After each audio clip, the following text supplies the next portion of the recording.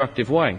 Well, it is this moratorium's impact on our economy is greater than most imagine. It's not just along the Gulf Coast, but imagine, if you will, you have at this point both the 33 deepwater rigs that are now idle, now leaving America, along with our American workers and our American vendors.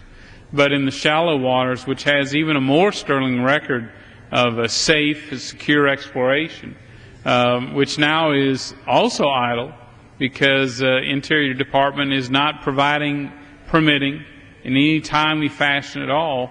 So those rigs are going away, those workers are going away, and that impact is deep. There are, on any one of those deepwater rigs, you've got at least 1,500 workers tied directly to the rig, Congressman Culberson, and more beyond that. Each rig may well have 1,000 vendors supplying and servicing it, vendors throughout the United States. I'm going to talk about that in a few moments with the map we've got here on the floor as well.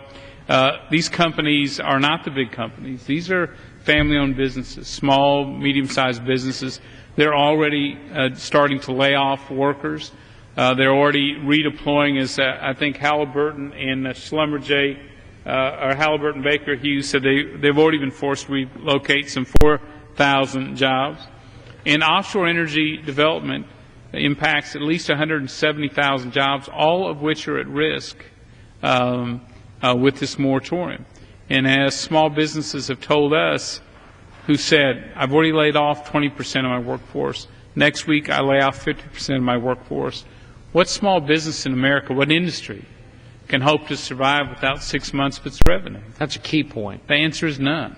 None can. Maybe the big guys can, but most companies cannot. So at a time we have almost 10% unemployment, people are desperately looking for work. Here we have a White House policy that puts at risk 150 or 1,000 good-paying American jobs or more that will impact every state in the nation. And by the way, Congressman Culberson, there have been studies that to talk about what the impact is in various areas. If you think about it, the average salary in the Gulf of Mexico for petroleum-related workers, almost $118,000 average annual salary.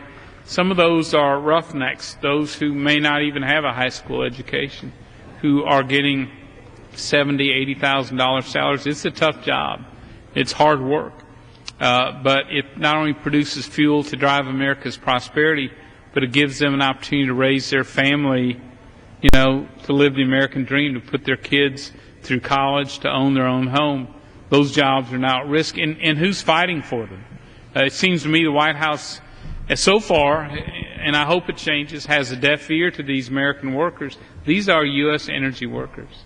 There's more than 2 million of them around America, but with this moratorium, as the rigs leave, as the jobs go, as our vendors and small businesses go as well, many of those are not coming back for years. And with it goes the capital, the funding from companies who have to decide soon whether they put money into exploring in the Gulf of Mexico or over in Brazil or West Africa or somewhere else around the world. Also with the rigs and capital and jobs goes our brain power.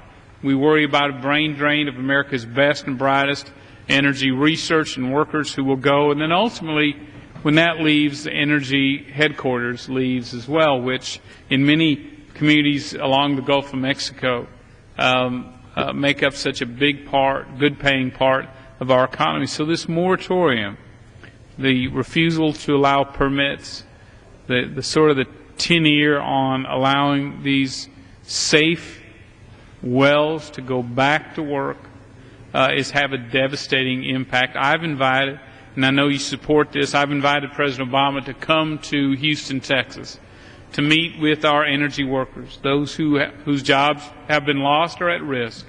Just as he has visited every state along the Gulf, come to Texas to see the economic spill of his policy, the economic devastation that is beginning and can be changed and can be averted, not by stopping a well from gushing, but by stopping bad policy, overly broad, that costs U.S. American jobs throughout the country raises energy prices, makes us more dependent on countries, frankly, that don't care much for us. I'd yield to you, Mr. Congressman. And Congressman Brady, I know you have seen, as I have, these countries where these rigs are going overseas. The company themselves have got high standards. They're going to maintain a safe, clean an environment